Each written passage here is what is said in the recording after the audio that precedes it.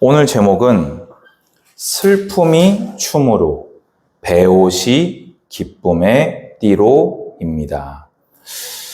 오늘 우리 지혜자매가 아주 찬양을 잘 이렇게 골라주어서 예배를 잘 기도하면서 섬김에 감사를 드립니다.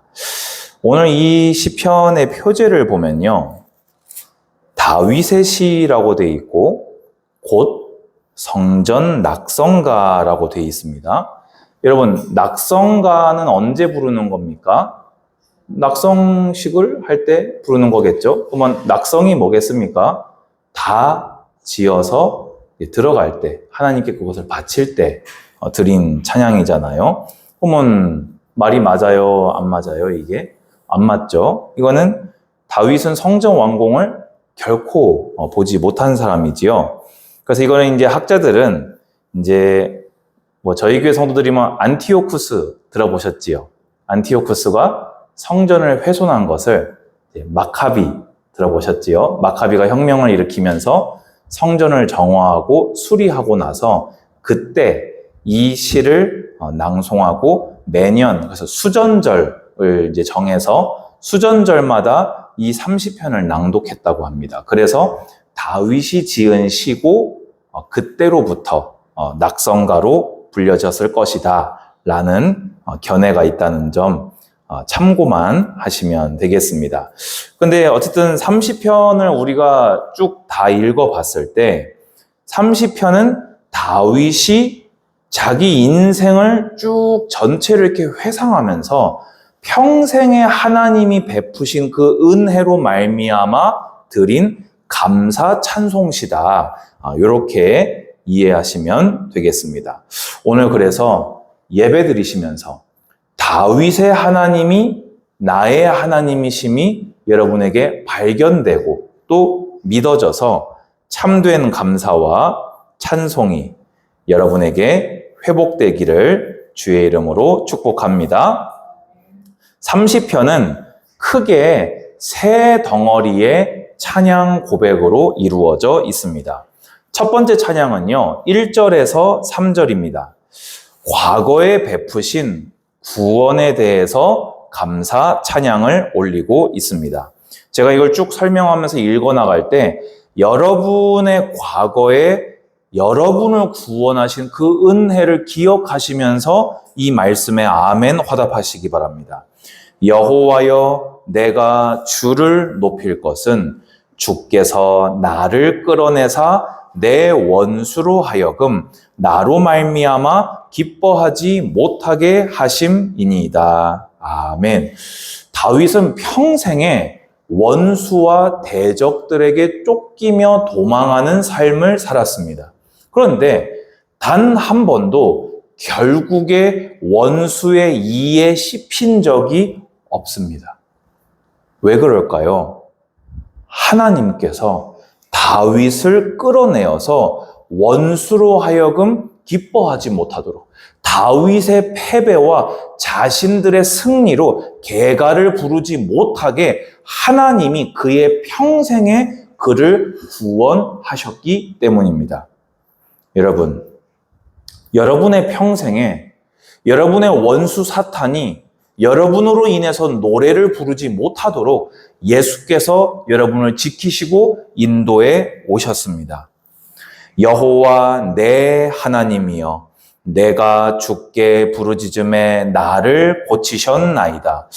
이 고치셨나이다의 원어를 들어가 보면은 1절과 비슷한 의미로 해석되기도 하고 또 실제로 질병에 대한 고침으로 이해하기도 하고 또 때로는 다윗이 어떻게 보자면 평생 가까운 자들의 배신에 시달렸지요.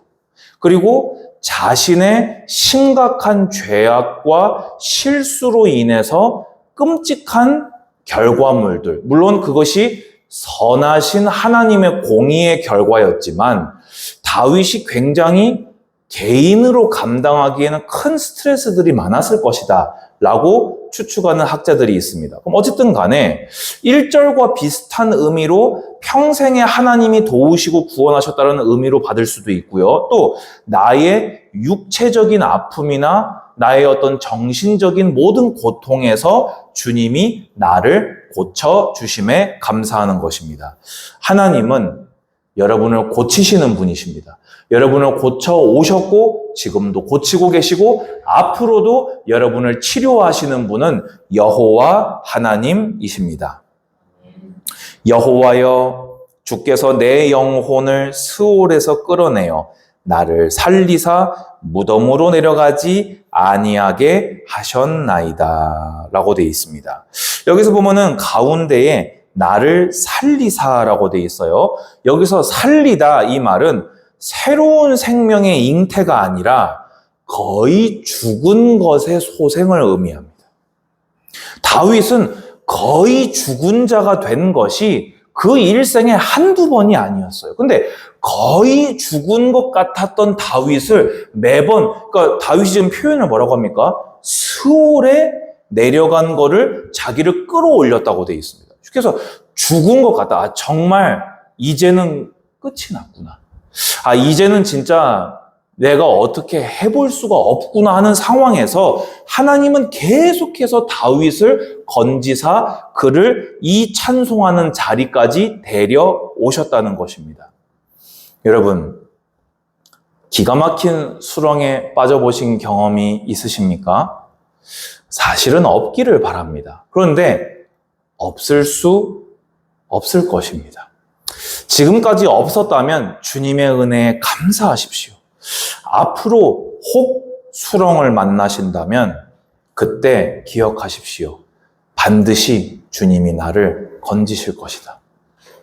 저는 어제도 한 분과 통화를 하면서 그랬습니다. 목사님, 왜 이렇게 계속 같은 것이 반복될까요? 이번에는 너무 이상해요. 빨리 해결이 안 돼요. 목사님이 지난번에 얘기하셨던 이 방법, 저 방법, 이런 수단으로 해보았지만 이게 지금 끝이 안 나고 있어요. 더 심한 것 같아요. 제가 그래서 그분께 그랬습니다.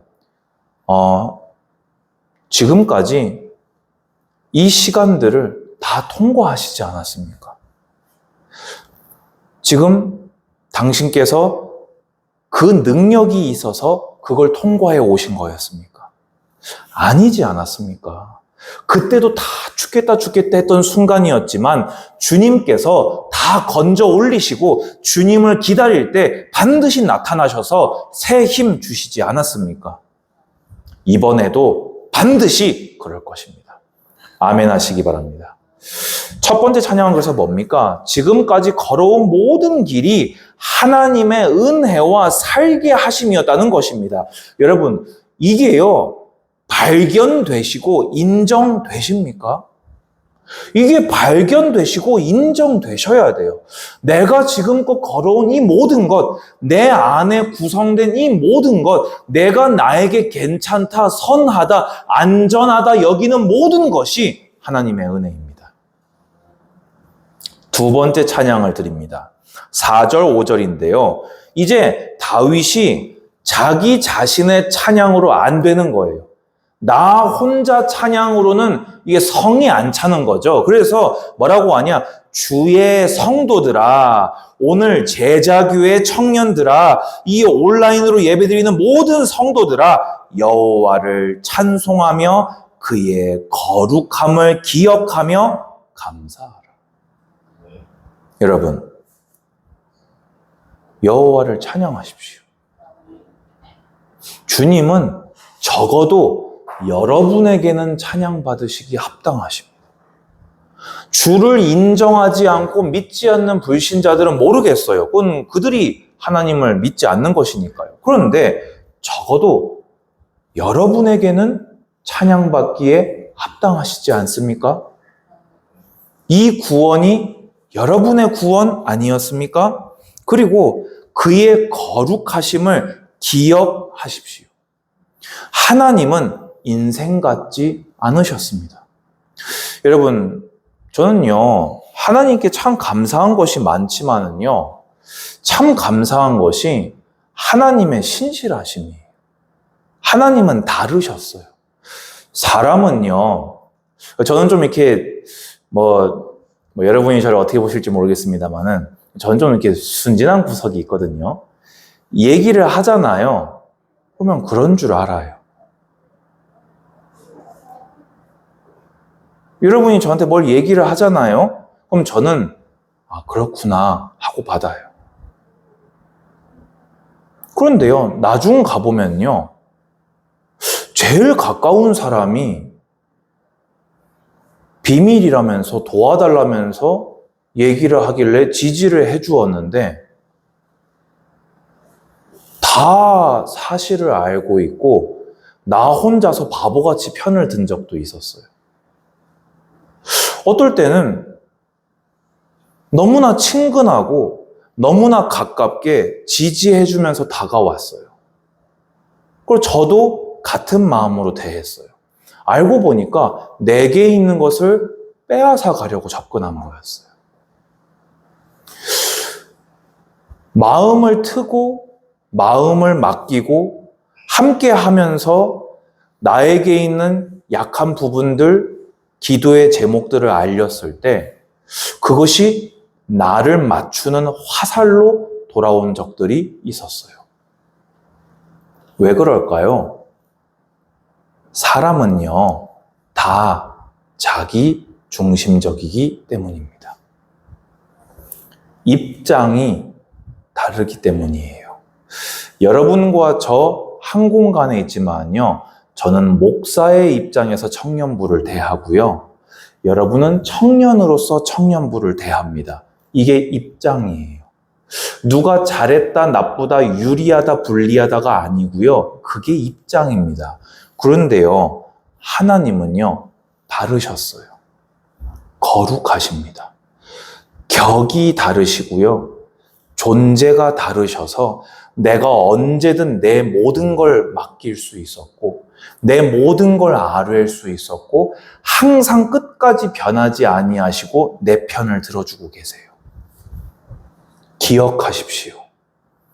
여러분은 거룩을 그분께 보이지 않을 그때에도 그분은 항상 여러분에게 거룩하셨습니다. 찬양 받으시기에 합당하시지요? 5절 보십시오. 그의 노염은 잠깐이요 그의 은총은 평생이로다. 아멘. 저녁에는 울음이 깃들일지라도 아침에는 기쁨이 오리로다. 여러분, 그런데 하나님의 거룩하심에 뭐가 포함되어 있습니까? 그분의 공의가 포함되어 있습니다. 그래서요, 노염을 우리가 때로 당합니까? 안 당합니까? 왜 당하지요? 내 죄 때문에요. 그런데 사실은 하나님의 거룩성을 생각하면요, 노염이 잠깐이면 안 돼요. 잠깐일 수 있어요. 잠깐만에 우리를 완전히 끝내실 수 있거든요. 그런 의미로서 잠깐이어야 해요. 하나님의 공의로우신 거룩함만을 생각한다면. 그런데 뭐라고요? 그의 은총은 평생이로다. 그래서 우리가 표현할 때 하나님은 사랑이십니다라고 고백합니다. 하나님은 공의이십니다라는 말보다 하나님은 사랑이십니다라는 말을 많이 하는 것은 그 사랑이 우리에게 유리하기 때문만이 아니라 공의마저 사랑이신 하나님이시기 때문입니다. 여러분, 이게 감사하지 않습니까? 하나님이 이런 분이 아니셨다면 우리는 다 망하였을 것입니다. 다 멸하였을 것입니다. 하지만 다윗이 이 찬양을 하나님께 드릴 수 있는 것, 우리가 지금 이 예배를 드릴 수 있는 것, 오로지 하나님의 사랑 때문입니다. 그래서 저녁에는 울음이 깃들일지라도 아침에는 기쁨이 반드시 찾아옵니다. 오늘 제목에 제가 슬픔이 변하여 기쁨으로, 배옷이 변하여 기쁨의 띠라고 했지요. 저녁에는 우리가 우는 것 같은 날들이 있어요. 왜입니까? 내 죄 때문에요. 그런데 주님은요, 진실한 회개를 하는 자를 언제든지 사하시고 받아주시고 오히려 그러기를 기다리고 계시는 사랑이시기에 여러분에게 아침의 기쁨의 아침이 반드시 밝아올 줄로 확신합니다. 그러니까 제자교회 청년 여러분, 온라인으로 예배드리는 성도님, 하나님을 찬양합시다. 마지막 세 번째 찬양입니다. 교만과 죄악을 용서해 주시고 슬픔을 기쁨으로 변화시켜 주신 이 일을 고백하면서 찬양하고 있습니다. 6절 보면요. 제가 교재에 잘못 썼네요. 5절의 고백이 나왔던 이유가 바로 6절입니다. 왜냐면요. 여러분 한번 읽어보세요. 6절 읽어볼까요? 시작. 내가 형통할 때 말하기를 영원히 흔들리지 아니하리라 하였도다. 이 말이 어떻게 들리세요? 조금 많이 교만하지요. 뭐라고 합니까? 내가 형통할 때, 그러니까 나에게 근심 걱정 없을 때, 내 나라가 평강했을 때, 주변 국가가 나한테 찍소리 못하고 조공 얌전히 바칠 그때에 다윗이 침상에서 저녁 늦게 일어났을 그때에 인구가 계수해보고 싶은 욕심이 들 그때에 뭐라고 속으로 생각했다고요? 내가 영원히 흔들리지 아니할 거다. 쉽게 얘기해서 나 다윗이다. 내가 이 모든 걸 이룩하였다. 그 힘든 일들, 역경들 다 통과하고 내가 여기까지 왔다. 나의 왕좌는 철로 된 왕좌다. 이걸 감히 누가 무너뜨리겠는가? 여러분, 조심하시기 바랍니다. 찬양이 안 나오는 것은 교만이 있기 때문입니다. 감사가 안 되는 것은 교만하여 그의 거룩하심을 잊었기 때문입니다. 그러면 무슨 일이 찾아오냐? 8절 보시기 바랍니다. 7절 보시기 바랍니다. 여호와여 주의 은혜로 나를 산같이 굳게 세우셨더니 주의 얼굴을 가리심에 내가 근심하였나이다. 알게 됐어요. 내가 산같이 선 것이 은혜였다는 것을. 언제요? 주님이 얼굴을 가려버리시니까 흔들리지 않을 것 같았던 그 산과 같은 자신이 이룩했다고 착각했던 그 모든 것이 전부 다 하나님이 주신 것이란 것을 비로소 깨달은 것입니다. 그것을 유지시켜 주신 분이, 그것을 성장시켜 주신 분이 하나님이셨다는 것을 책망을 받고 나서야 깨달았다는 것입니다. 가끔 성도들에게 그런 말 들을 때 있습니다. 목사님, 꼭 왜 하나님은 징계를 해서만이 믿음을 성장시키십니까? 정답이 뭐라고요?